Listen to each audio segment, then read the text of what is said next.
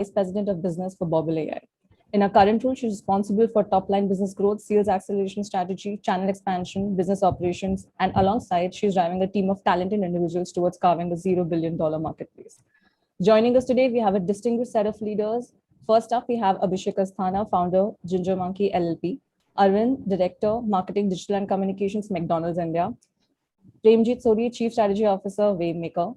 Sagar, Boke, Head Customer and Shopping Marketing, Food and Beverages, Tata Consumer Products. And Ms. Vanita Keswani, CEO, Madison Media Sigma. I would now request Ms. Anika to take this forward. Thanks a lot, Manvi. Hi, everyone. Really happy to be doing this in the first place. I am really happy, ecstatic, in fact, to be joined by a very esteemed panel that we have here, welcoming on board Vanita, Sagar, Arvind, Abhishek. Hi, everyone. Hi, Premjeet, hi. I think just to, kind of set the context on what is it that we are here to really talk about, I'm sure you're already very excited and curious. Of course, looking at the gaping hole that we have, the ugly truth of marketing, which is skip ads, we'll be talking about that at length, that why is it the way it is? And while that has been happening, what are the shifts over a period of time that has happened? Especially during the pandemic, a lot of things changed. We were relooking, like, of course, I'll have the experts talk about it at length, but we were looking at problems with new lenses, right? So there are, of course, new formats and conversations that have emerged as an impactful channel of the marketing mix. I'll have people talking about it at more length. But with this, I think I open the floor for our panel discussion, starting with the very first thing, that why do people, us consumers and like marketers as well, what are their understanding and viewpoints on why do people in the first go skip ads? With this, I think I would want to come to you, Arvind, first for your thoughts and point of view as a marketer, of course, and as a consumer. Why do you think is this a phenomena? Well, from a consumer perspective, I would say advertising has always been something that comes between two programs or in an ad break, right? So in that sense, advertising traditionally has been intrusive, right? If we look at it, especially from a digital lens, traditional advertising has been intrusive. Now, while we wear the hat of marketeers and we make advertising enjoyable, relevant, and engage with consumers more and more over the time, but intrinsically advertising is intrusive. So I think that's at simplest, I would say that's always been there. The power of digital has completely shifted, the whole equilibrium from from sellers to consumers, if you will. What that meant is now then everything is in consumers' hands. What she wants to consume, what and not, right? And classic cases, skippable ads, right? So now the consumer has a choice not to really go through the ad and watch whatever entertainment or content she or he is consuming online. So the power has shifted, right? While ads have always been intrusive from a consumer perspective, and ads have been evolving, in their way to kind of engage more and more with consumers. But now this digital technology means that the marketers have to think now out of the box, right? While making content more compelling, more engaging, more relevant always remains shorter form of ads. Make sure you have something compelling in the first few seconds and all of that rules of the thumb. We have to now think beyond content, right? And look at ways and means and look at digital as an opportunity, I would say, to be a part of the conversation through new tools and techniques rather than just rely on different forms of storytelling.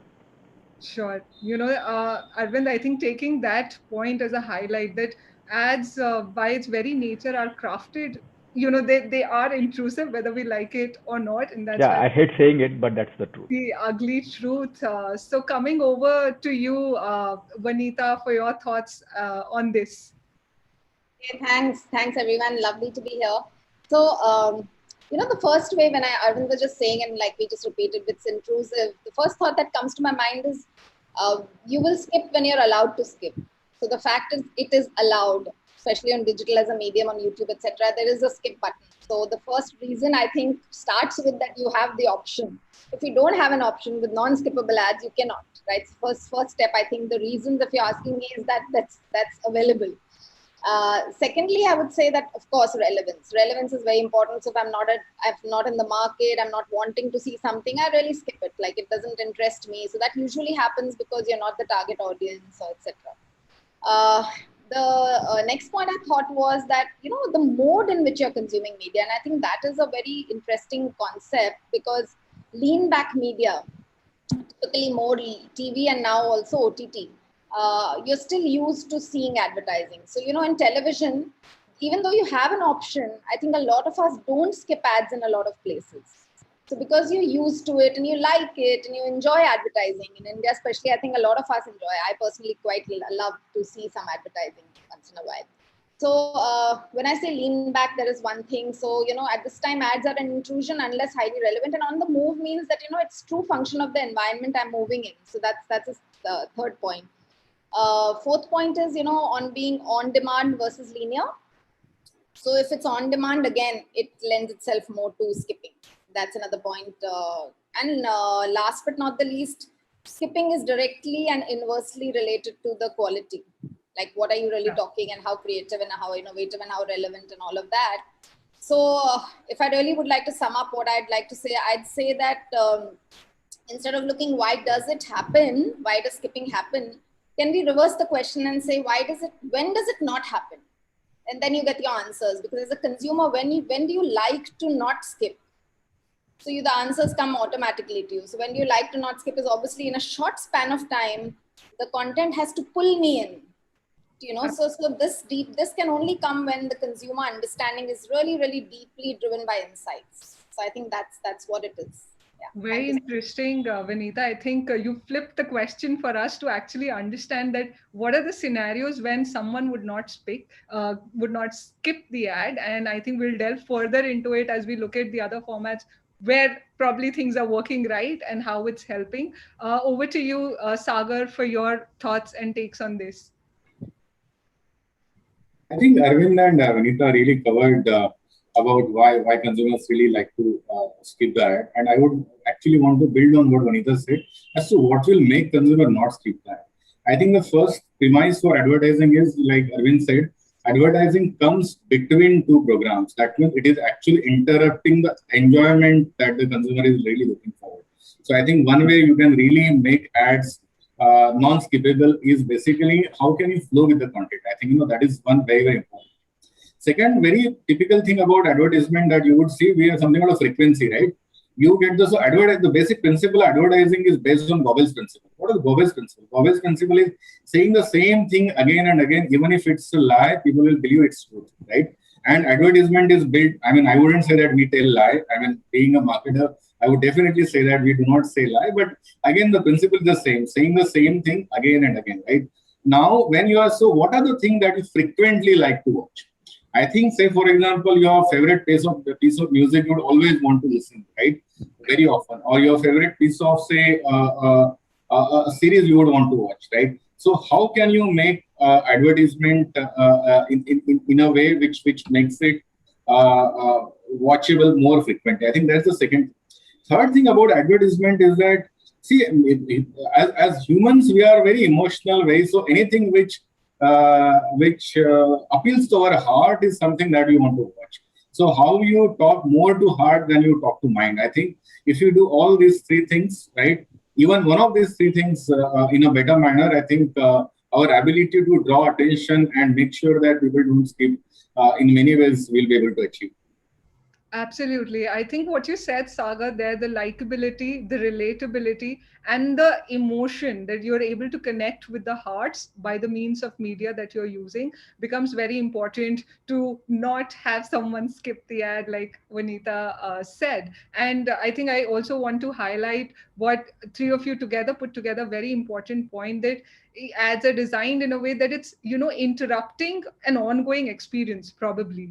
So I think brand marketers, it's time that they're already thinking, is there a way to not, remove a user from an existing experience, and probably in the experience, the horizon that they have, how do you build further? With that, I think I'll come to Premjeet for your thoughts on this. Why do consumers skip ads?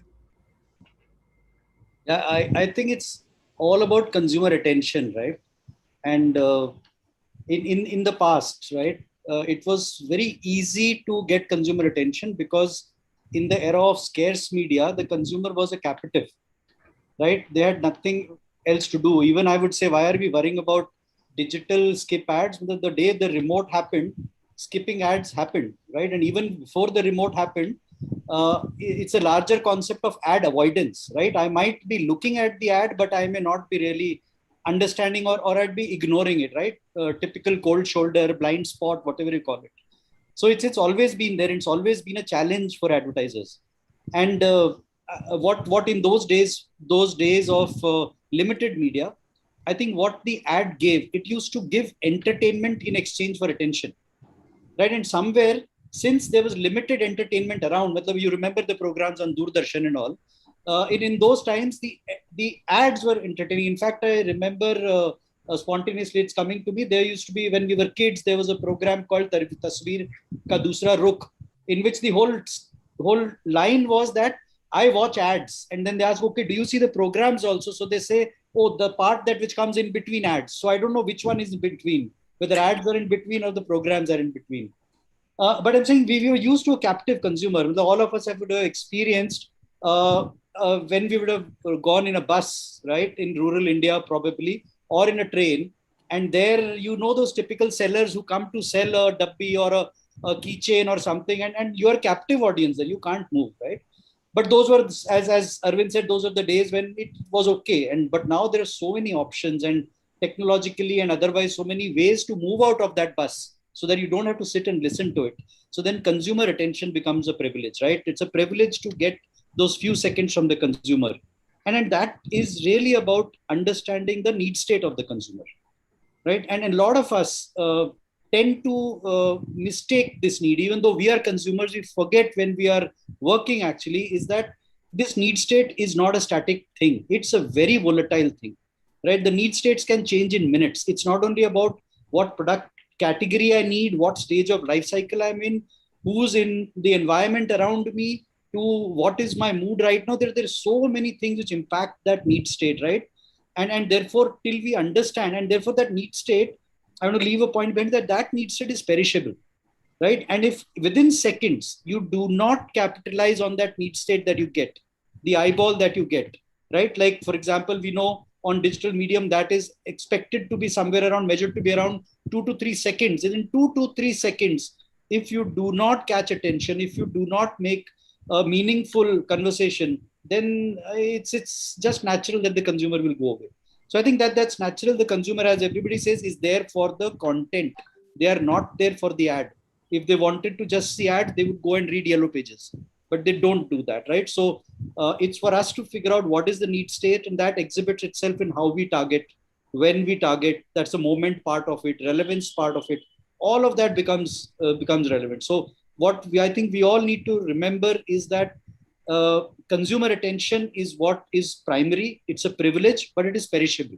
And if we keep that in mind, I think we'll be able to overcome this. It's not that we want to force ads on consumers. We don't want to make them captive, but we really want them to appreciate what we are trying to tell them, so that they can say, I am loving it. Arvind, that's to you. Hey. Absolutely. I think with you, Premjeet, on that, the consumer being captive, or used to be at least, and the fact that today, on an average, a user has access to literally 5 devices. If I count 2 smartphones, 1 iPad, 1 tablet, 1 desktop, that's a whole lot of devices, and my attention spread across those devices. We're looking at that literally mini, 2 to 3 seconds of time. And that's literally, I think, a very important insight for us, that if content formats that can, literally get that bell ringing in the minds of consumers in 2 to 3 seconds can be a major winners. With this coming, of course, to you, Abhishek, for your thoughts from your learnings on why do you yourself as a consumer and as a marketer would skip ads? Simple question to reach where I want to reach. See, the thing is, I guess skipping ads has become like a muscle memory now. I see my 3-year-old nephew also skipping ads, though they can't read the word skip ads. They know which part of the screen to tap and to get to their rhyme, right? So I guess most of the points have already been summarized, but I would say just advertising has become either out of context advertising or context advertising.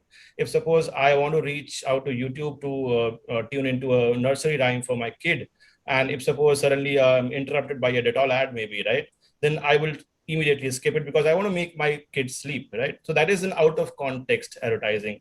And in the sense, if suppose I have to get attention from any of my target audiences, I need to be in context, right? And now what we are doing is moment marketing is one of the use cases how we are doing it. We're basically piggybacking on any topicality, any content that is trending, and marrying your brand proposition through that. So that because it's in conversation, and so I mean your brand also piggybacks on that conversation and is noticed. And that's where I think most of the brand advertising is moving towards, where earlier it was not possible because of we didn't know enough about the consumer because of the tech was not enough.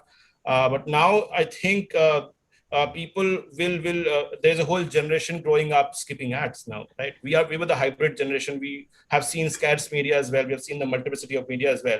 But the new generation, they know how to skip ads. They are numb to those ad locations. So I guess the advertising has to evolve as well. Otherwise, most of the ads will be skipped. Yeah, I think I hear you there, Abhishek, and especially when there are offers like premium subscriptions that one can subscribe to completely opt out of that experience.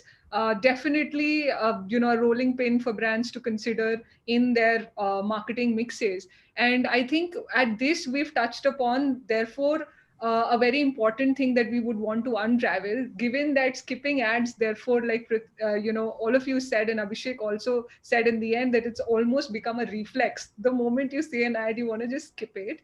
Given that that's becoming a phenomena, how ready are we as brand marketers, as agency leaders, that what are maybe those other formats that therefore will be more natural and more like non-intrusive per se, can be conducive to brand growth as well. So what do you think? My next thing that I would want to understand from all of you is that what are the other formats that therefore the brands can leverage? I'll first seek your thoughts, Vanita, on this. Okay, so on this one, how ready are we? I'm not sure whether we are in a great place yet. I think in India we've not done too many things, yes, but brands are picking up things, and we will share. All of us have some use cases, I'm sure. But I think broadly, the whole task is to subconsciously be present in the consumer's life. How can we subconsciously get the space and find a niche there? And some interesting examples that I've seen, out of which one that comes to my mind is a good international one on HBO Max channel. So, they use their IPs, which are very popular, like Friends and Game of Thrones, etc. And they made branded stickers. Wow. And they used that for a campaign where it was all about their live streaming service. And they wanted to do this for a week. And so a week where they were giving many, many more properties or many, many more things on their service front, they made it parallelly to giving many, many more stickers and many, many more engaging, variety of things to do for the consumer. So I thought that was really, really cool. And I was reading through some of the stats also that were amazing number of shares, 1.2 million plus and stuff within a week. Was quite heartening to see that, but it's simple yet so, so easy because it's so natural. It is so, so easy. And if you see those stickers, they're so sweet and simple. So like a friends thing with branding of HBO Max and a friend, opening up, the heart and saying the Superman, saying that I'm a super friend. So things like that. So I think, and I think the TG, which is like the youth, would love things like that because they like shareability. They like things that So it's very natural. It's not like an advertisement at all. So I think, yes, there are things, and that's all I wanted to say. Yeah, thank you. Yeah, I think that's very, like you put it very beautifully, Vanita, that if there was a way to literally tap into the subconscious by being present in some natural manner, that I think very, very interesting to note that. Sagar, what are your views? While skipping ad is happening, what are the other formats that, you think brands can leverage that are coming up to, kind of circumvent that problem? So I would echo what Vanita said. I think as brands we are learning, I think I would say the pre 2010 or 2014-15 more to say. I think the change that marketing has really seen, and many of us have actually seen both phases of marketing. I would say the only way to be a successful marketer is to keep reinventing yourself. So my first disclaimer would be, I think we are learning. I would also like to believe most of the marketers are learning. And what are some good learnings is what I would say, because I don't think we have found a solution yet on this. And as you said, the fact that people want to pay 700 rupees bucks a month only not to have ads on some of the OTT platforms, right? That tells how much, what is the cost of skipping the ad that in consumer's mind, right?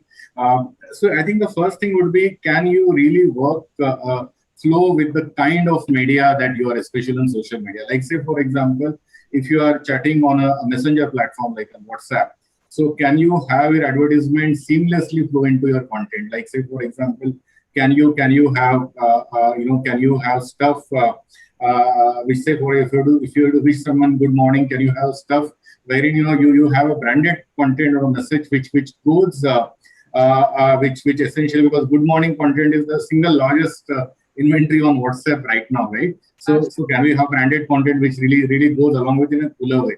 Second thing, I think most of the services, most of the startups are essentially founded in the US, right? And in China. Obviously, we don't have any access to the ones founded in China. We have access to like all that we use are essentially founded in US.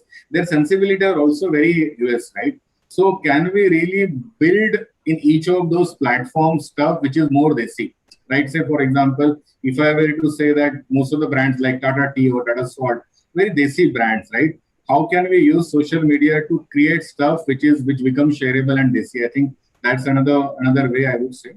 Third thing, I think, how do you work with the medium? Like say, for example, if you're having the stuff on Instagram, how do you make it worthy of a million likes because of the picture worthy of it? Or if you're putting something on Facebook, how do you make it worthy of people commenting? I think working with the medium is another thing, and I would say we are learning. So and the learning continues.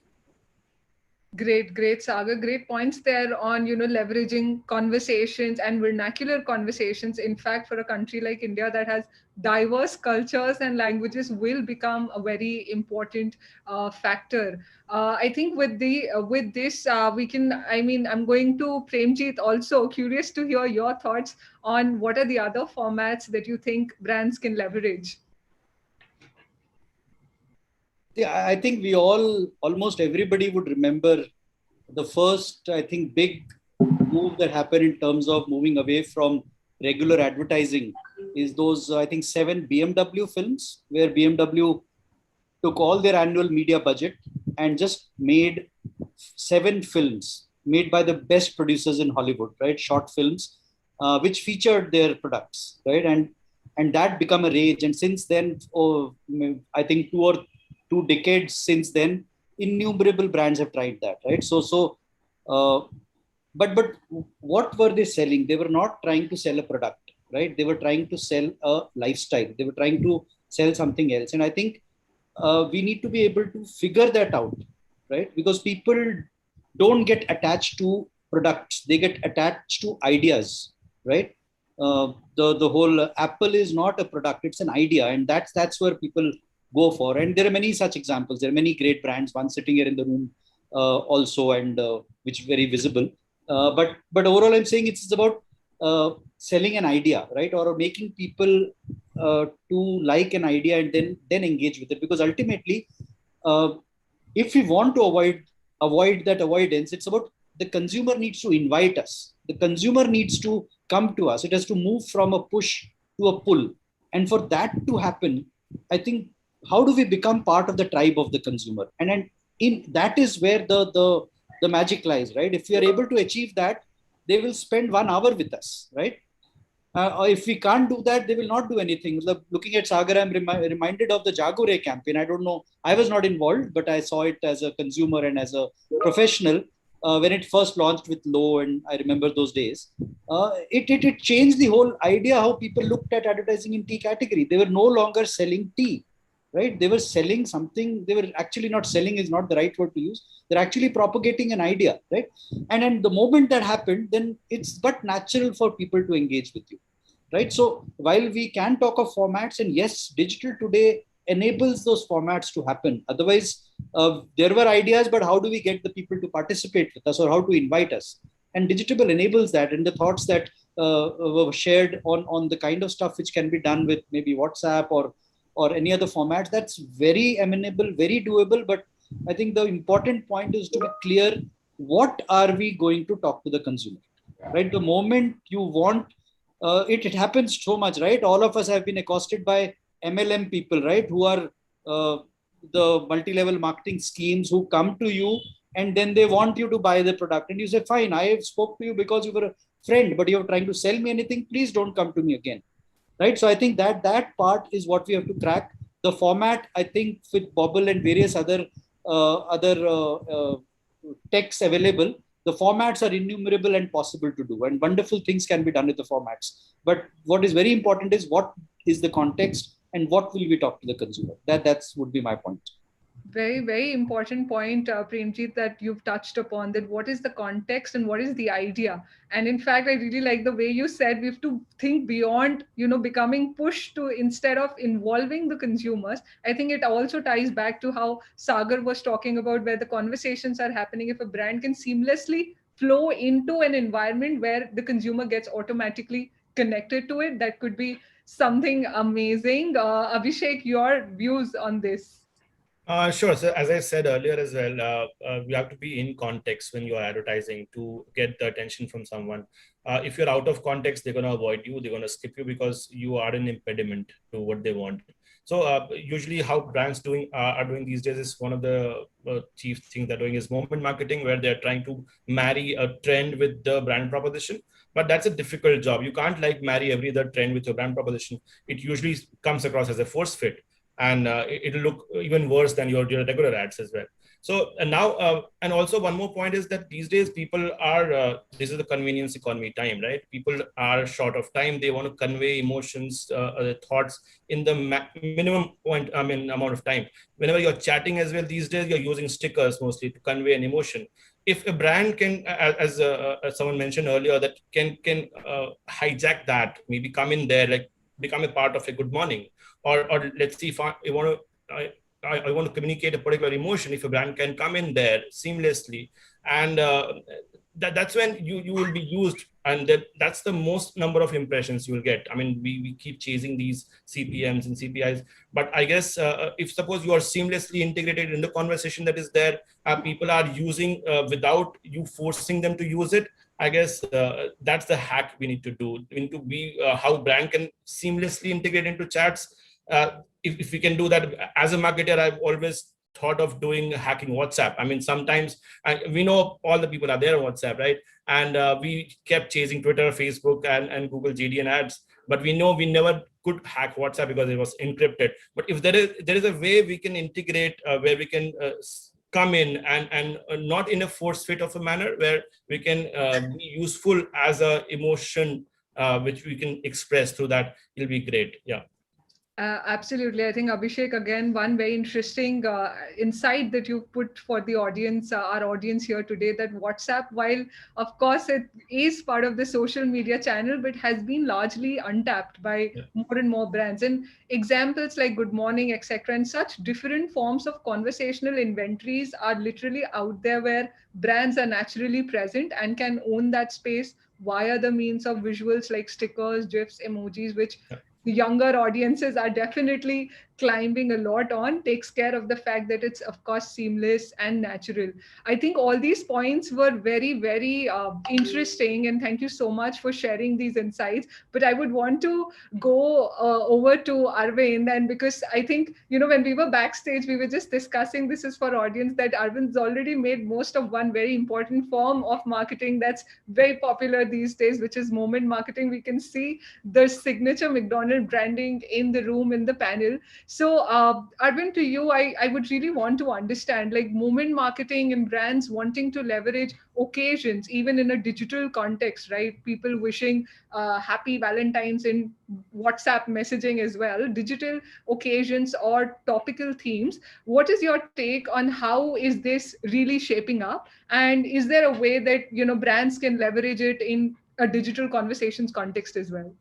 Sure. I think moments marketing has grown to be a very important pillar for most brands. So if a brand has to be buzzy, that's a traditional term used for as an objective setting, sometimes wrongly.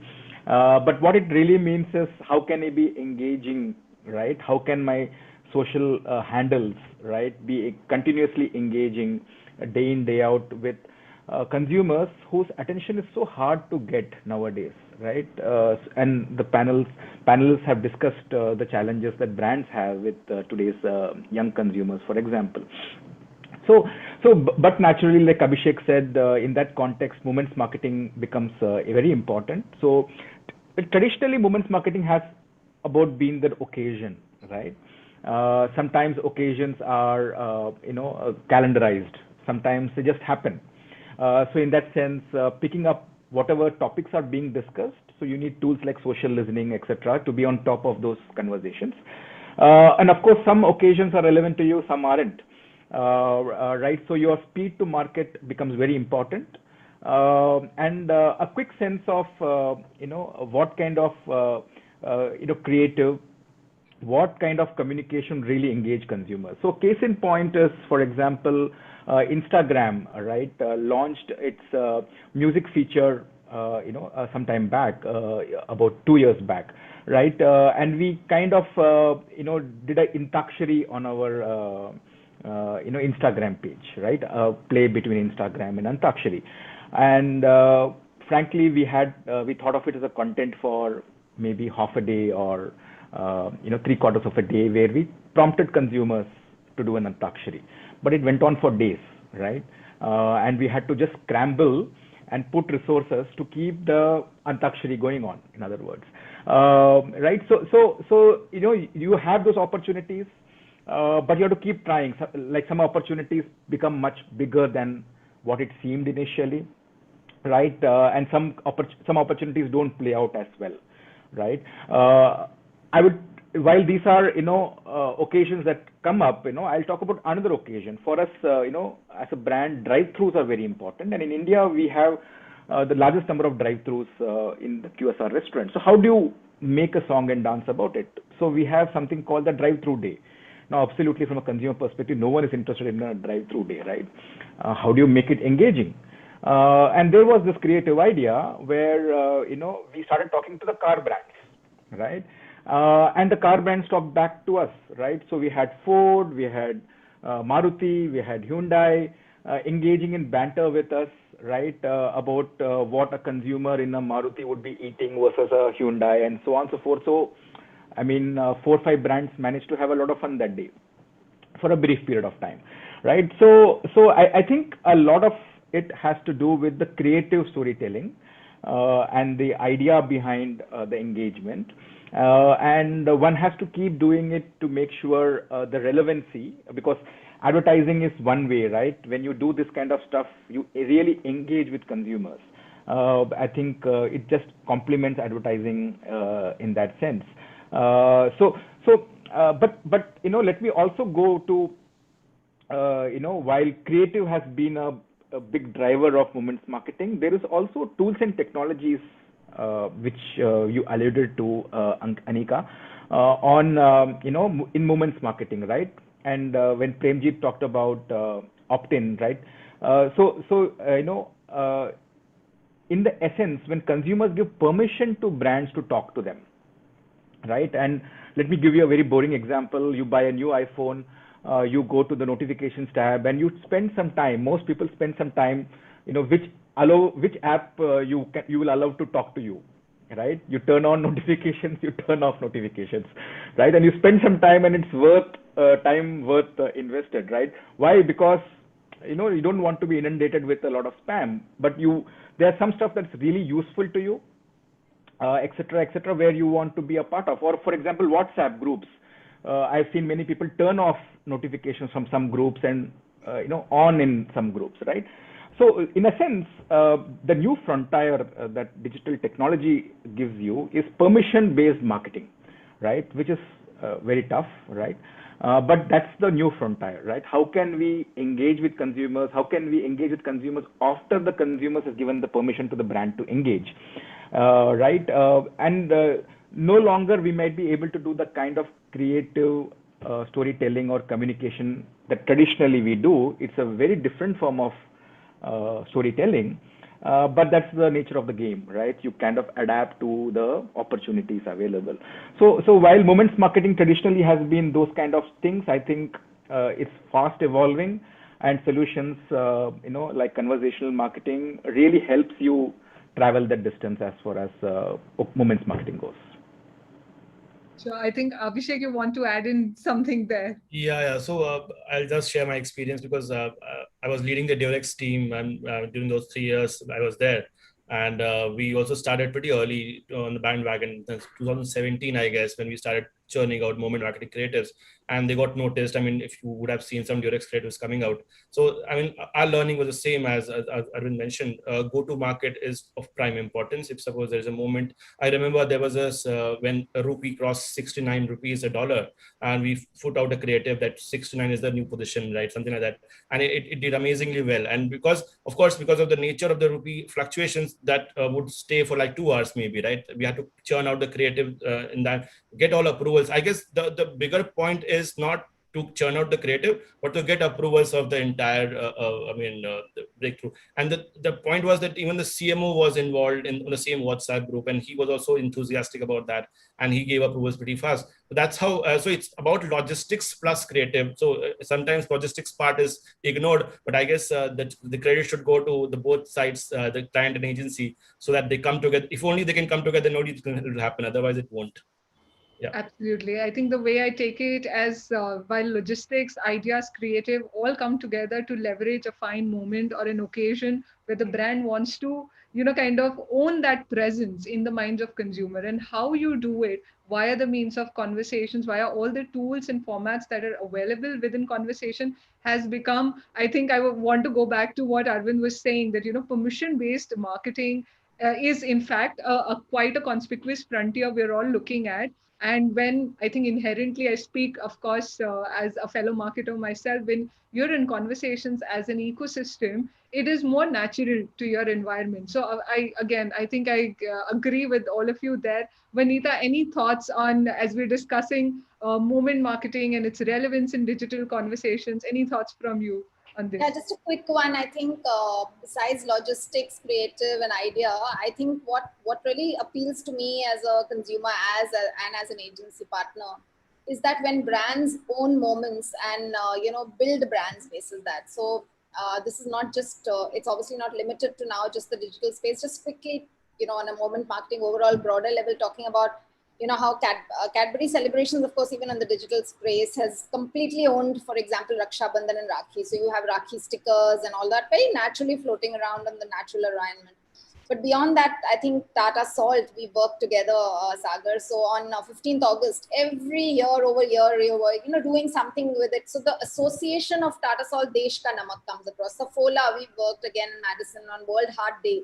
So I think while World Heart Day could have been taken by tons of brands, but I think since Saffola took the first mover advantage, and similarly Cadbury Celebration has taken the first mover advantage, it's very important to understand that moment marketing is about longevity and in association. So that's another point I want to highlight. Absolutely. I think, this year we can see when it's Raksha Bandhan, we'll have branded stickers, Cadbury celebration stickers, people wishing each other with that. Could be definitely an important long mile, like you said, longevity in ensuring the perpetuity for the brand recall and resonance. Like, of course, we've talked at length about how moments and occasions can be tapped in different tools and capacities, and of course, digital conversations as well.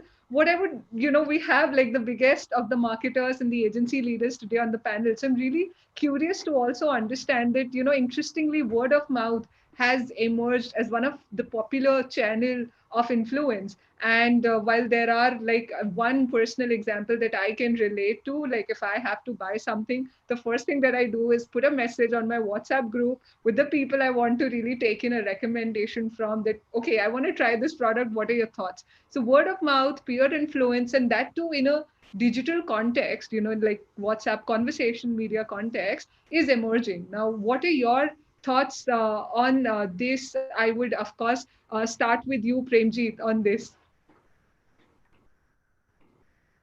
Premjeet, you're on mute. Yeah, word of mouth is a very charming thing, right? But it's something which is the toughest to make happen.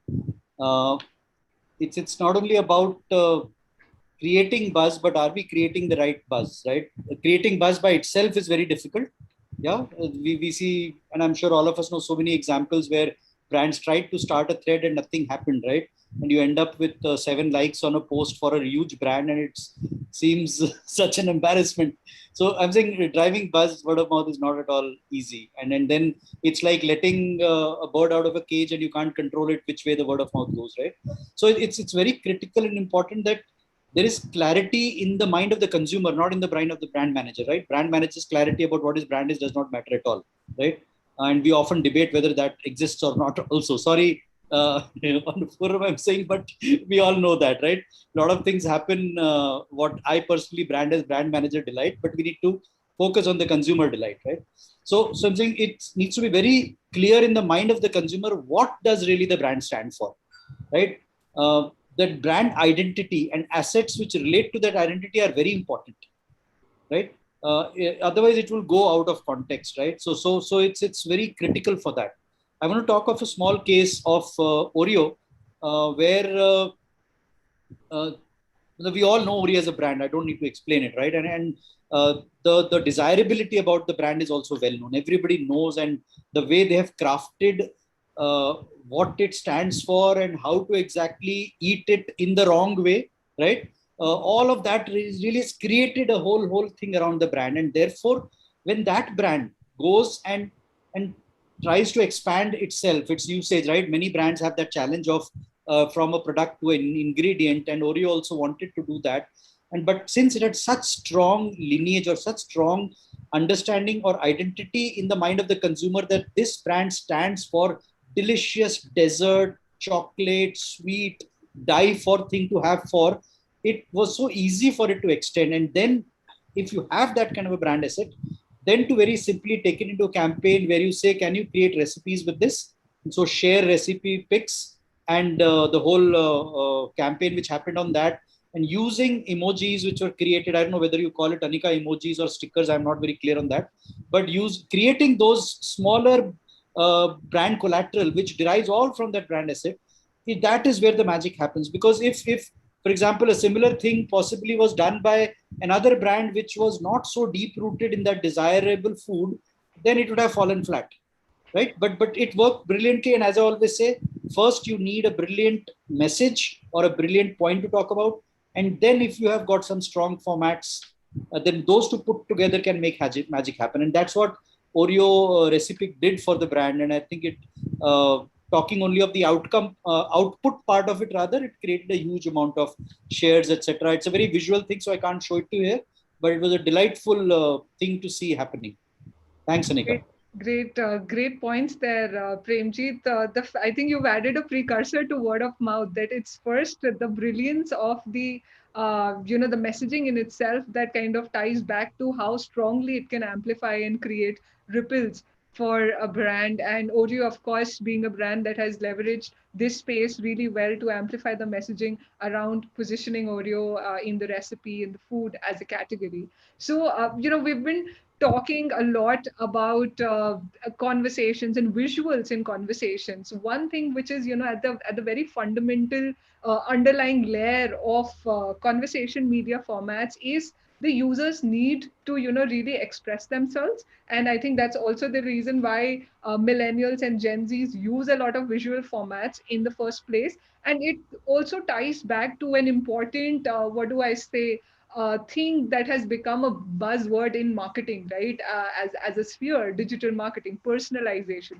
Everyone all the time is talking about personalization, that too in varying capacities. But from the panel that we have today, I, of course, would want to learn and understand it. How, as in your capacity and experiences and learning, how have brands been leveraging personalization in conversations in the digital ecosystem?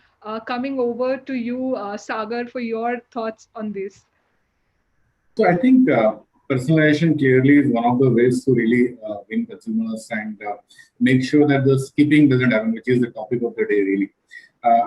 We did try quite a few things. In fact, on Tata Salt, we had tried one of the things actually a couple of years back. The idea was very simple. Tata Salt is a purer salt. Like if you put Tata Salt in a solution of water, the water looks as it was earlier, right? So if you put any other salt, it becomes milky, right? So now the idea was that if you're putting it on YouTube, why someone going to a YouTube or any other video platform be interested in knowing about salt? So we created around 200 personalized creatives depending upon kind of content that you're watching. Say, for example, if you're watching a food recipe on soup, the first message that will come is that are you putting salt in your soup or your soup is putting in your, are you putting salt in your soup or is the soup or your salt is putting in soup, right? I mean, or say, for example, if you're watching an entertainment content, the message would be, "Kyunki salt bhi kabhi pure tha." So the idea is that every single time when you are watching a certain kind of content, you would get a customized visual and a customized message, which essentially talks to you, right? So you're in a way you are delighted and you know something. You are waiting for something, and we had seen that the overall view-through rate. So typical view-through rate for ads are 25 to 30%. We had some 65-70% view-through rate, and most of the people watching that. In fact, Madison was one of the partners who had worked with us on that campaign. And there are multiple such examples whenever we have tried to personalize and talk to a consumer. I think it helps. It's difficult, especially for mass brand, because when you are talking about some of the FMCG brand, you are talking to a million, multiple number of consumers. Another way to build personalization is to really try and build a cohesive set of consumers. See, I think the way we misunderstand personalization is that personalization is not about talking to every single person. It's not one-to-one. Many times it is about find a coherent set of consumers who think similarly. So if you are able to get that cohort right and you are able to stick to that cohort, even in even the same message, I think your ability to make a difference would be significant. And some of the work that we had done on Tata Sampann as a brand was to build a community of consumers who believe that the classical Indian way of eating is right. Because typically we all want to lose weight and we all want to be our healthiest base, and we move to things like quinoa and kale and ketos, and we realize that they are not sustainable. After a fortnight, you all go back to dal chawal, right? Can a dal chawal and sabji roti make you healthy, right? There is a large set of consumers lying there. And we try to create content which goes to that kind of consumer through DMP, basically data efforts, try to get to that consumer and keep showing out content. I think organically on a Tata Nutri-Corner, we were able to get around 1.5 lakh, 2 lakh people regularly coming. I think the way it would all depend on how you look at personalization. But the whole idea of personalization is that the moment it feels personal to me, my ability to really respond favorably significantly goes up. Great. Sagar, the way you said that personalization is all about, literally getting into their shoes, cohort-based personalization, like you said, identifying cohorts that echo and resonate with similar things, and then designing the creative landscape around it can definitely compelling content that users can actually relate to when it comes to personalization. We're seeing that trend also, when we talk about visuals that are being used or digital conversations, like more and more consumers are shifting to avatars and like having their caricatures and would want to communicate in that style, in that language, and more brands are opting into that space, right? So that's definitely, thanks a lot, Sagar, for sharing your insights there. Vanita, your thoughts on personalization in the conversational context. So personalization, I can think of two examples on Pidilite right away that we did. Like the first one would be the traditional one where we have most of the functional categories I have an AI bot. So like a waterproofing Dr. Fixit brand, we have an AI bot camp, working on FAQs being resolved, etc. of consumers. But what we recently did on Fevicol was also very interesting, where we personalized the communication on the mobile advertising of Fevicol by language and by the way the person responded to our ad. So conversation marketing is all about eliciting a response by the consumer. So Right. this was how this was done was, this Hindi में बोलते हैं ना 19-20 का ही फर्क है. So do you believe in 19-20 का फर्क matters or not? So that was the whole campaign कि 19-20 का फर्क क्या है आपके हिसाब से matter करता है. And then there was some communication. Then we led the consumer on the mobile to say हाँ or ना on the mic below. So if he said हाँ, there was a communication further to say that आप believe करते हैं इसमें, तो फिर furniture में भी क्यों नहीं? And then you go to that. And if he said ना, then you had a different message which said that आप इसमें भी नहीं करते तो आप furniture में क्या करेंगे or something like that. Broadly, I may not get the words right, but leading it both to different ways. And this actually reminded me of a case study which was quite old, of a storytelling also like this. I think it was a award-winning case some years ago, many years ago, where a channel had done something where the consumer could actually interact and say that, what kind of a move will this person take as a character in the episode. And if this is the thing, then they got a completely different story that they could see. And if they said something else, they got a different story that they could see. So that's heights of personalization. Imagine personalizing entertainment like that. So those are some of the examples. And there's another one which comes to my mind, which is more around moment again, but it's personalized. So, we did Book My Show tie-up for Live On. So Live On wants to stand for, 3-second salon-like hair.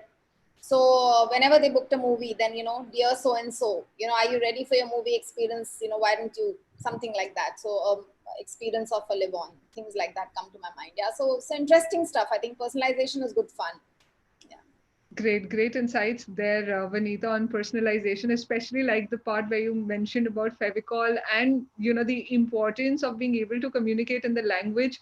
Again, going back to how Sagar was talking about India, a cross-cultural, diverse country with vernacular. Definitely, I think we already have a question from the audience, which we'll take up on the vernacular part towards the end of our session. But quickly coming to you, Abhishek, as well, for your thoughts on the importance of personalization in today's context. And do you think if brands are being able to leverage that, of course, digitally, in conversations, so on? Yes. So I guess, again, personalization is again one other tool to basically break clutter, to reach out to a particular person and be in context. Imagine if you go abroad and you notice a shop board with a Hindi, maybe could be an Indian restaurant, and with a Hindi lipi there. I mean, you suddenly get excited because it feels like it's talking to you, right? So suddenly, I guess in a similar manner, if suppose a particular communication talks to you, and with tech, it's very much possible these days to come in, tailor make different kind of communications for you when it's targeted to you. And so one example I will recall is, which is offline, what Coca-Cola did was they picked out a particular location in nation and picked out the top 50 first names, right? And they changed the packaging basis that it's for you, right? So they put the first names on the packaging. And imagine, and this could be like in the Indian context, it could be like Neha or Abhishek, which are the most common names, or a Pooja maybe. And if suppose you go to a shop, to a supermarket and you see your name there, suddenly you want to collect that. It becomes a collectible for you, right? And that's how they also tried to, those 50 names would reach out to, let's say, 50,000 people because they share the same names. and it created a lot of flutter as well. Of course, it became a good PR story for them, and of course, it's a new thing that they did and got noticed. So yeah, personalization, and in the tech age when you can tailor make digital ads, I mean, which you usually don't skip or skip. If you can tailor make them basis your name or basis your context, I think it will be not skipped then. Yeah. No, absolutely. I agree with you there, Abhishek. In fact, all the beautiful examples that we've discussed, I couldn't help but think of one example that I had come across, and it had literally left my eyes popping out. I'm not sure if the panel's aware, but Ralph Lauren is a luxury brand that we all know of, right? They took personalization to a whole next level, that they launched their entire collection on Bitmoji attracts a lot of young crowd. And I think digital wearables as a for apparel as a category, retail as a category, is becoming one stop shop, where wearables, amongst caricatures that Gen Z's and millennials are increasingly using, can definitely be leveraged. So I think those were some really good insights coming onto the floor. Moving on, like, since we've been talking about so much about all that is there in forms of how consumers or brands can leverage and connect closely with consumers using all these formats, whether it's moments, whether it's personalization, whether it's branding in visuals, in stickers and gifs, and so on and so forth. I think, but one important thing that all of us as marketers are obsessed with is ROI, is measurement, and how does it help? What is the impact? These are the questions we're always answering, not just for ourselves, but to our fellow brand custodians also. So with this, of course, coming to you, Premjeet, for your thoughts on, while of course we as marketers want to have a media that we can really work with, but what do you think are some of the tools that marketers today are deploying to measure the effectiveness of their campaigns? And especially since we're talking of conversation media and digital conversation media here, what are the tools that you think brands, marketers can leverage to arrive at the efficacy of their campaigns? Premjeet, you're on mute. Yeah, I think measurement is a very critical thing, and like you said, we are obsessed about it. But I would say if somebody is not obsessed about it, then that person is in the wrong place, right? Because we are spending money which is not ours. So it's extremely important that we are clear what that money is bringing to the table, right? All of us are in a chain, and we all need to be accountable to what we are spending. So having said that, I'm saying I'll not talk of overall measurement. Of course, I'll talk of measurement only in the respect of conversations part that we are talking of here, right? The deal is, while conversations have been possibly the oldest media ever, but even today, in terms of us understanding how the mechanics work and how tech is enabling them and what tech really does to them, is something which is not clear, and we still are finding ways to do that, right? In fact, we are finding ways how to stop them by what we call ORM, which we know that conversations gone wrong need to be stopped. So there is online reputation management as a field which also exists, right? But overall, I'm saying it's what is to be noted that there's a huge amount of clutter in these conversations, right? Any time when I have looked at conversations for brands, what we realize is that time it kind of makes us feel that how small we are, because the conversations are so much larger about the category or the subject that we're talking of, and what a brand can do to is so minuscule, right? And a lot of time brands get attributed to a lot of things. We did this and so much conversations happen, and very often when you deep dive, you find that that was not because of that but something else. So there's a huge amount of clutter, and then there is a fragmentation, right? So unless we as a brand have got some strategic approach to driving conversations, right? Because driving conversations at the end of it is a very tactical job, right? On the ground, it is very tactical, right? But unless it emanates from a larger strategic objective, those conversations will all mean different things for the brand, right? And unless they all make one point around it, it's going to be fragmented and of no use. And the third is, are they scalable, right? Just buzz ho gaya is not good enough. Kitna buzz hua, and it's scalable in the right place, right audience, and all of that, right? So a lot of these things are there. So it's not just about measuring whether we got conversations or not, but really doing a deep dive into what caused those conversations and what did those conversations then cause, right? And as I said, most often, and it will be a surprise if somebody's not already done it. Whenever you do any analysis of your media spends with conversations, you try to understand why is it not matching? Why is it not so nicely showing a high correlation? मैंने TVC किया और conversation नहीं हुआ, ये कैसे हो सकता है? But that's how true it is. And therefore, we need to really understand what is causing those conversations, and we need to really put social listening into turbo mode there, right? And it's not only social listening. Social listening will tell you what and when and who's doing the conversations. But there is a whole lot of things in the marketing mix we need to account for. What usually happens is media spends hai thanks to all the media databases, conversations hai because thanks to the social listening, but all other metrics of marketing mix are not available. And therefore, we really don't know what is causing those conversations, right? So a lot of time you have a celebrity in your ad and the conversations are happening because the celebrity did something else somewhere else out of context to your brand, but conversations are picked up by your brand social listening. So I'm saying it's not an established science, but it's a serious job to be done. We do BLS, etc. For example, the Yippee example that we discussed, Anika, on the mood masala thing, the Yippee noodles. There we did a BLS and it showed a 24% rise increase in those who used this conversation formats versus those who did not. It showed a spike. So those immediate measures within a campaign are required, but I think we need to look at measures to look at conversations in a more long-term perspective and a more macro perspective to see whether they're delivering for the brand what the brand wants, right? Looked at only as tactics is not going to be good enough, and they need to be tied up with a proper strategic thought. That's what I will leave you with. On the tools part, there are immense number of tools, and I'm sure all of us have enough research agencies to tell us which those tools are. But this is the thing which we need to keep in mind when we track those conversations. I hope I'm able to make a point. Absolutely, Premjeet. The fact that measurement and the efficacy of the measurement, the timeline when you measure and how you measure become very important as a parameter when brands are looking for ROI and literally identifying where exactly what is the root cause analysis, like you said, what is literally leading on to the ripples and understanding how those ripples are creating value for brands becomes very important. Coming to you, Vanita, for your thoughts on measurement and ROI with respect to conversations and other platforms that you've seen.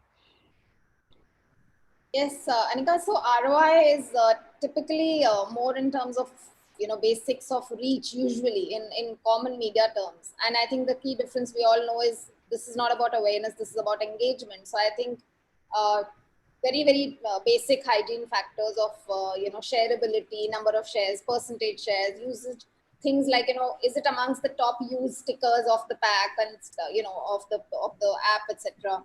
These things are the common things that we are doing, and I think Premjeet is right that it's very tactical, and I think currently it is tactical in terms of the way conversation media in the market in India is. It is very tactical, and like I said, very few brands are taking owning moments and trying to do conversation around it. More and more we do that, then we can measure something more long term.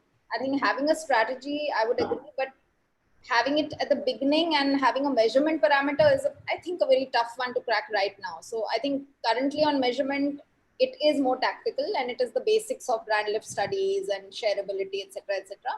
I think I would say that, not go only by numbers, I would say.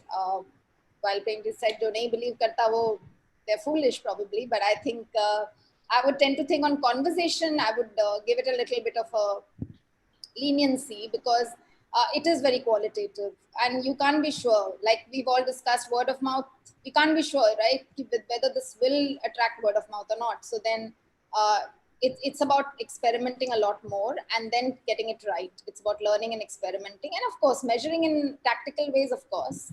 But about the long haul measurement, I don't know if we have much to offer currently.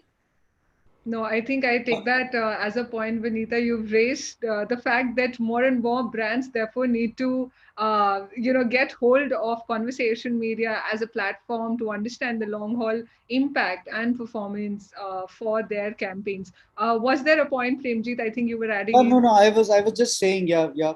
So that's the bane of our business, Vanita, that there is a lot of things that we do, and everybody keeps talking of that famous decade, or rather 5-decade-old thing of 50% ad works and 50% doesn't.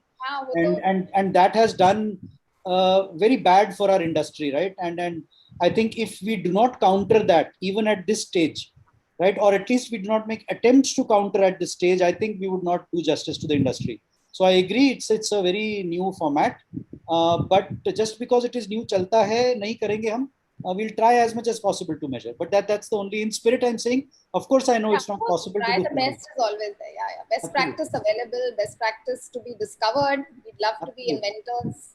In spirit, I would say that, that for brand marketers, continuously looking at innovative ways, like I think Arvind had set the context at the start, that out of the box is what we need to really think about.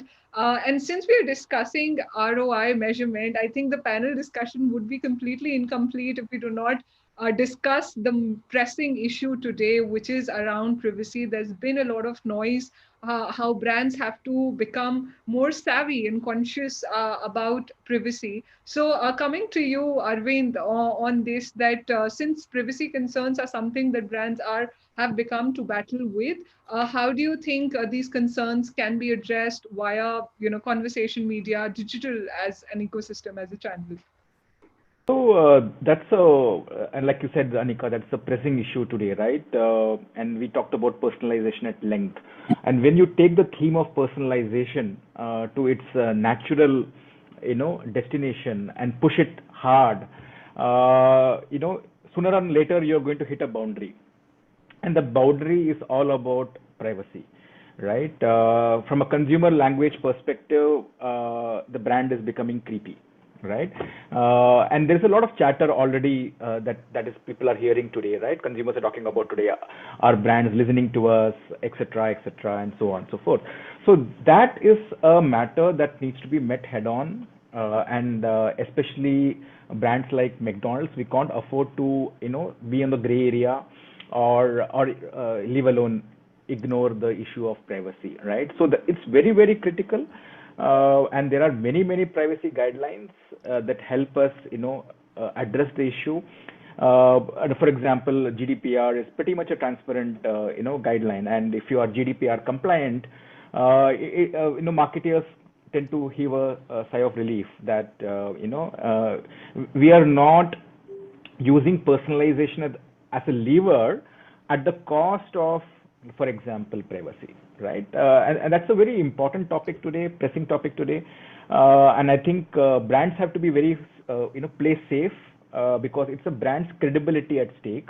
And if you navigate it well, you get personalization, you get better context for your communication, and that what every brand manager keeps striving for, right?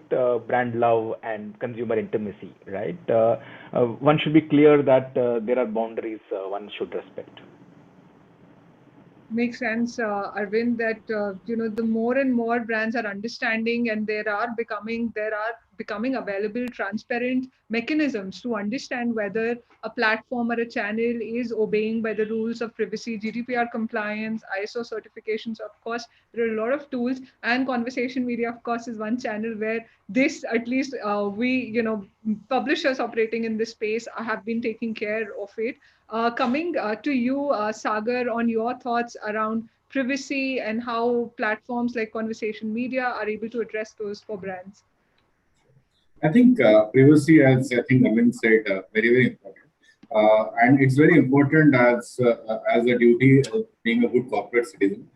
So the general guideline from Tata Group, and is not only TCPL as a company, but overall Tata Group, is not only to be on the right side of the law, but also to be on the right side of the ethics, right? And that's something that we go back. So goes without saying that every single thing that we do, so privacy laws, and all the GDPR and all the regulations absolutely are abided by. Very important. Simultaneously, we also look at safety, because finally brand safety, other than privacy, is another important, very important point. And not being seen with digital in kind of platforms or kind of people that you wouldn't want to be seen is equally important. I think both these things are very important. And that's the common understanding that we also share with all our agency partners. So whenever even a solution comes to us, I think they would know that if they are pitching to a Tata company, these are the things that essentially needs to be looked at. So yeah, I think more than the laws, I think more from the point of view being good corporate citizens, I would say as corporates, we really need to look at it.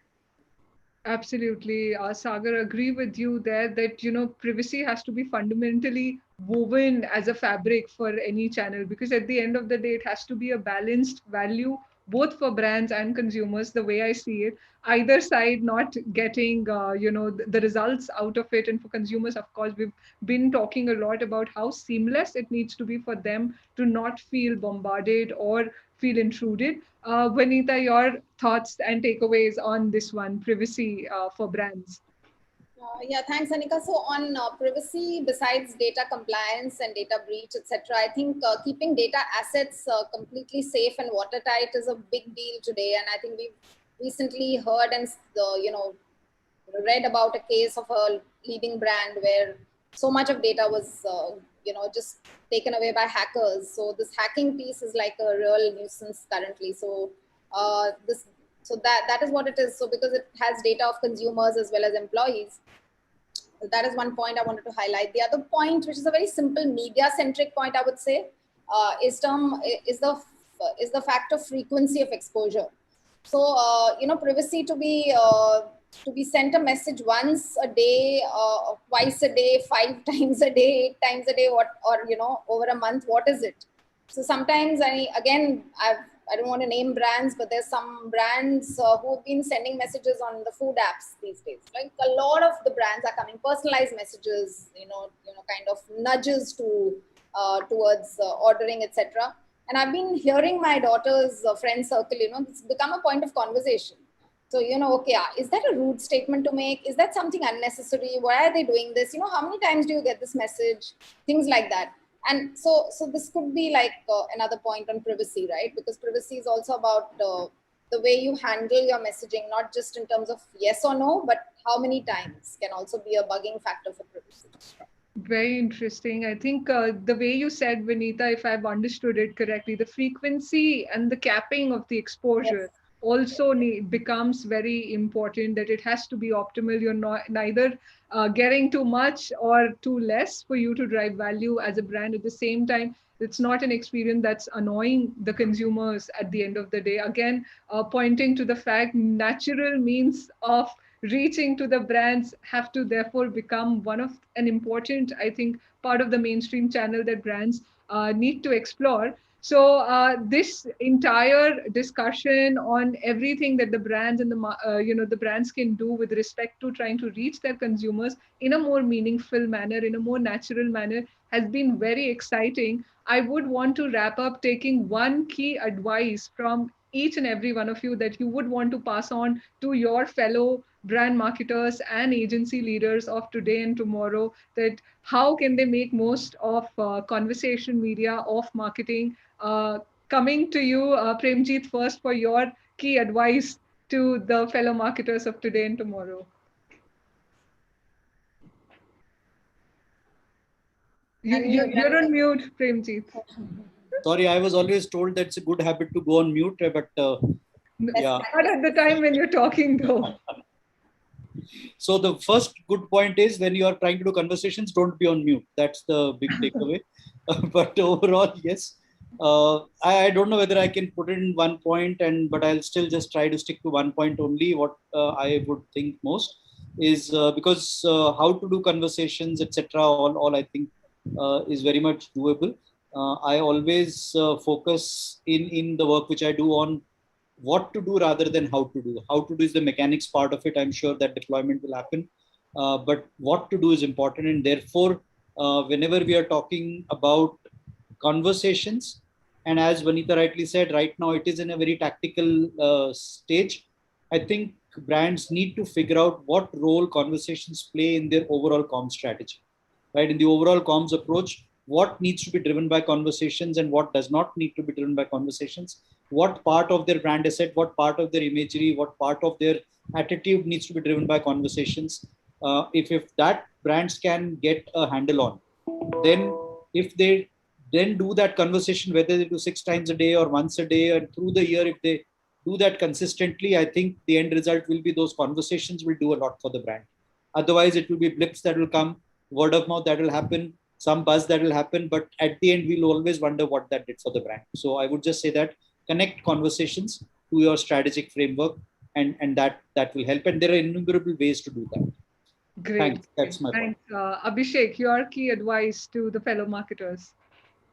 Yeah, so I guess audience is no longer captive to you. I mean, the old days are gone where you could just run an ad and hope things work. You have to be aware of the context in which you are advertising to your target audience. You need to be aware of the context of your target audience as well.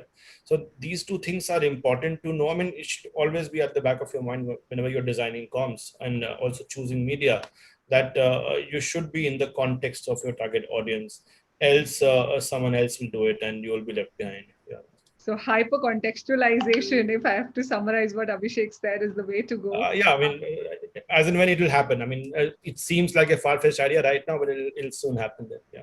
Yeah, thanks for that input, Abhishek. Sagar, your views, key takeaway actually for the key advice for the brand marketers that you want to pass on. I think key advice would be a very big one. I would say simply, you should have an idea which can carry on sustainable idea, because finally, if you don't have a sustainable idea to create conversation, eventually you will fall down. Eventually you will run out of ideas, right? So you have to have a sustainable idea.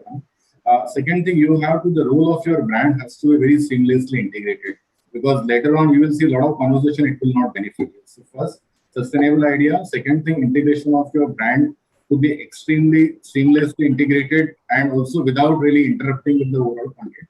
That's the second point. And third is consistency. You have to be at it, because it is not going to give a result in you do something for a week, it will give you a result. So I would say sustainable idea, integration, and the third thing I would say is consistency. These three things, if you do, I'm sure the conversational media or any it will give you rich benefits. Great, Sagar. Summarizing your points, sustainability of ideas, seamless integration, and consistency is absolutely important for marketers of today and tomorrow. Arvind, your key advice to fellow marketers, with all the experience that you have, they look upon to you.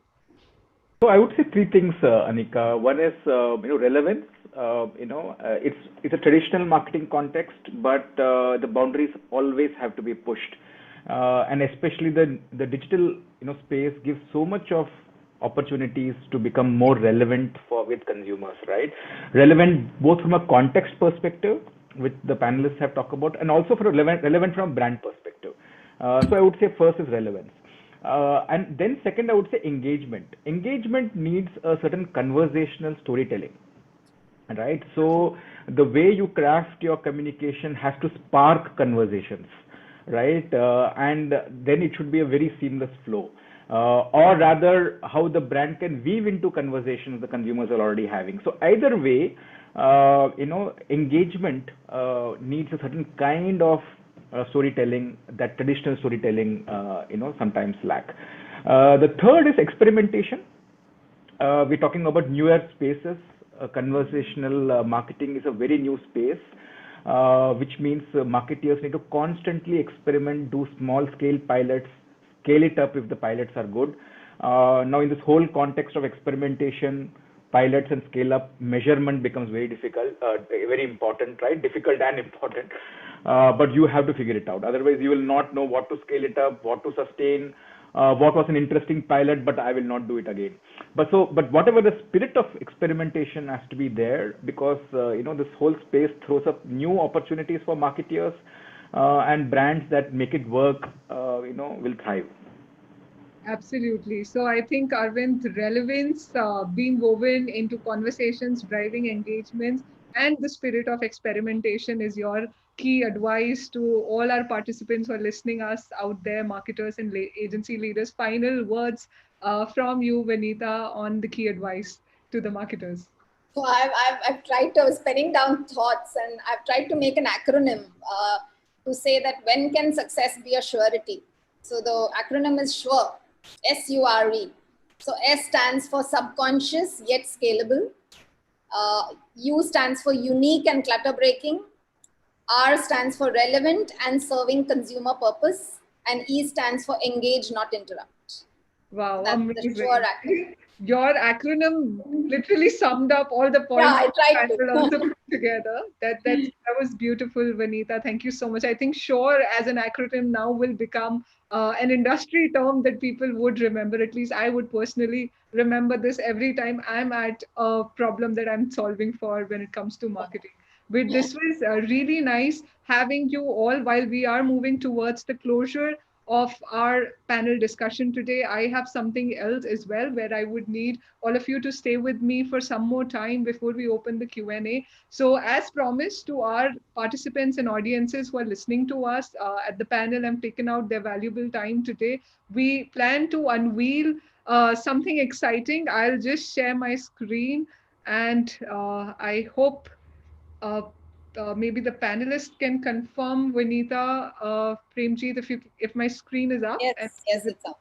Yeah. okay, to the audiences also there, we are unveiling what we call, we've spent the entire panel talking about an exciting new category, not new per se, but an emerging and powerful category, the C dimension of brand marketing, which is conversations. You've heard the experts talk about it, their takes, their point of view. I'm sure there's a lot of insights that you're going to go back with.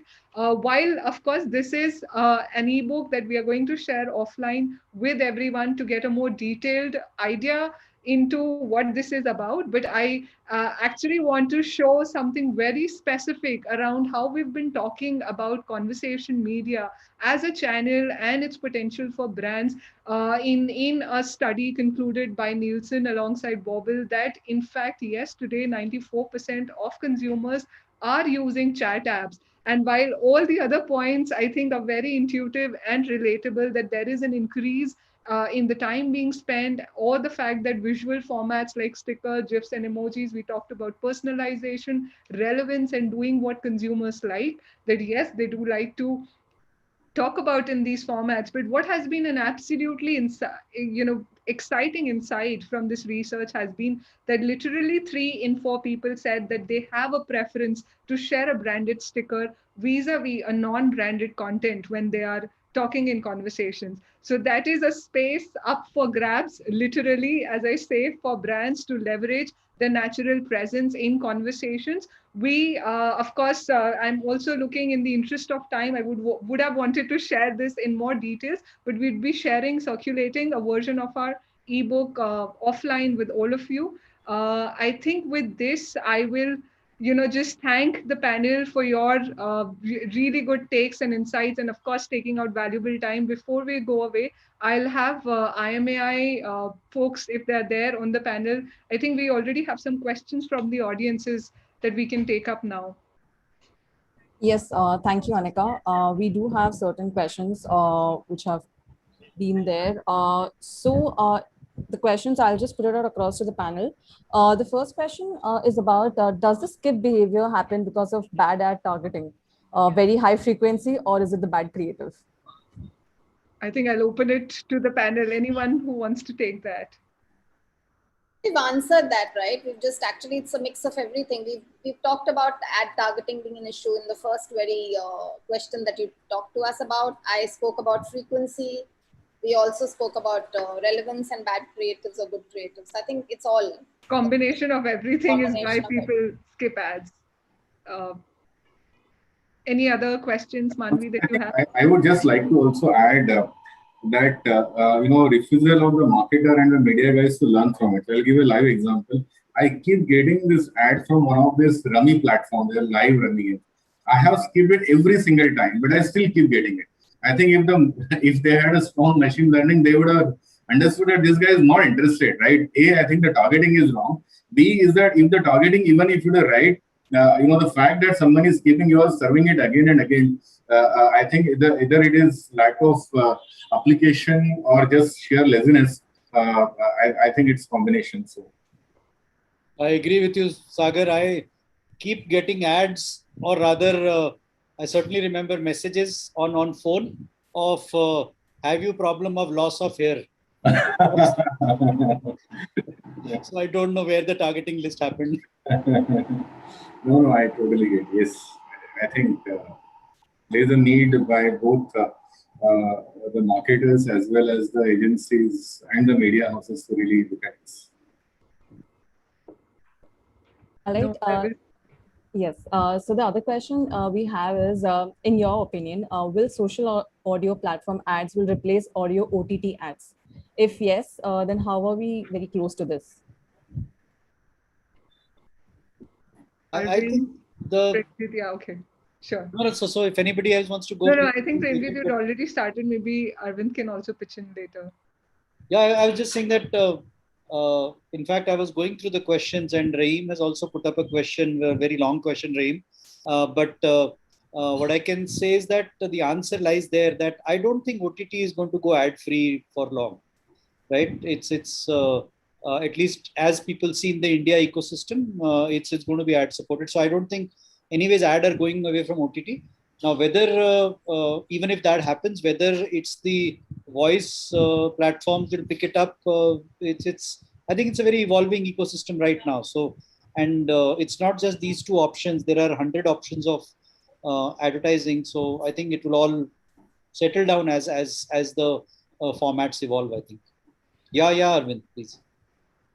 Yeah, so just pitching in there, I think subscription is a long way to go in India, unlike in some other markets. So I don't think we are going to see an ad-free OTT space very soon, if anything. And I think it's all when these questions come. I think it's a question of and not or, right? Right. So end of the day, consumers have that much time, and consumer is using a new platform, right? So ad dollars will seek that new platform and see if it works, doesn't work, how sustainable it is, and so on and so forth.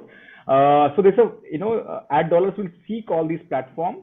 So it's a question of and. I think we are far from one replacing the other.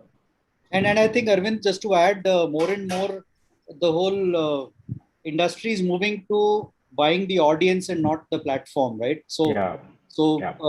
Then if the person happens to be on OTT, we'll talk to him on OTT. If he comes on some Exactly. other platform, we'll talk to him there. It's about just Absolutely. buying the audience rather than the platform. Absolutely. Right.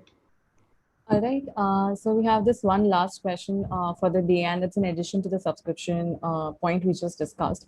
So the question is that while not every consumer will be able to afford content subscriptions, it seems inevitable that in the near future, maybe even 5 years, a huge majority of the higher income consumer segment will be premium ad-free subscribers. Specifically for entertainment sectors like YouTube, Netflix, Prime, Spotify, Apple Music, and even new subscriptions like ET Prime and so on. In such a scenario, product placements become very critical. So can a big branding premium segment sustain purely on product placements in the near future, or how will it affect the planning and the tracking functions in agencies?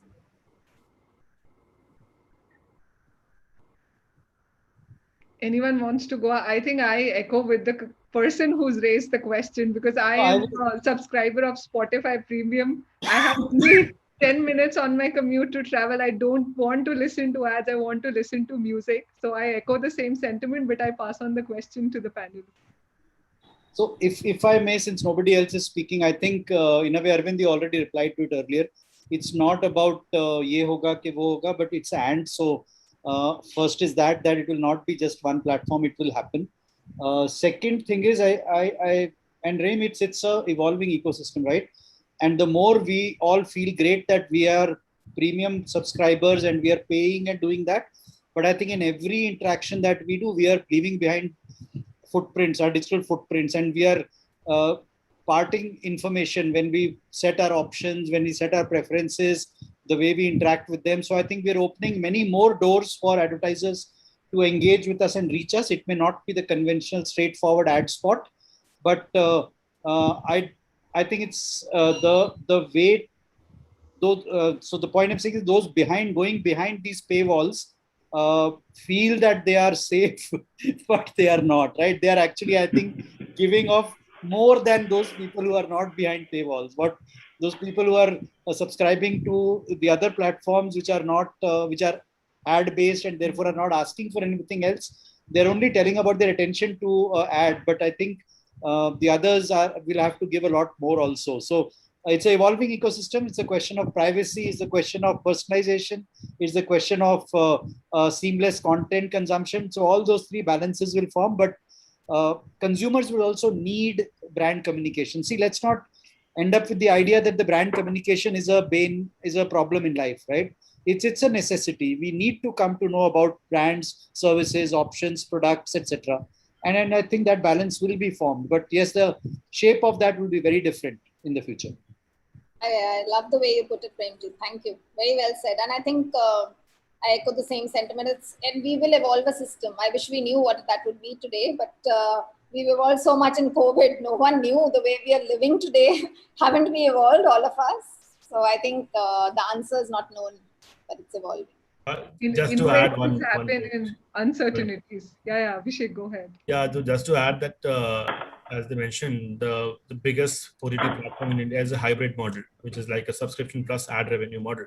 And it's not that once you have subscribed to a channel, you can't unsubscribe. I've seen a lot of people, and these OTT channels are facing the problem of retention. Because if suppose a show is launched in a particular month, people subscribe to that show, that particular month, and when the show they have seen it, the very next month they unsubscribe from it. So it's not that the behavior completely changes. It's just that it's seasonal, right? You will consume a particular OTT channel in the particular period when your favorite show is on air. Otherwise, then you'll move back to the ad-supported model. So yeah, it's difficult. It's keeps on changing, and newer formats will be coming. Yeah. All right, then. I think all the questions are answered. The discussion was very insightful, and I'm sure the audience completely agrees to that. Thank you once again for all of you to join in.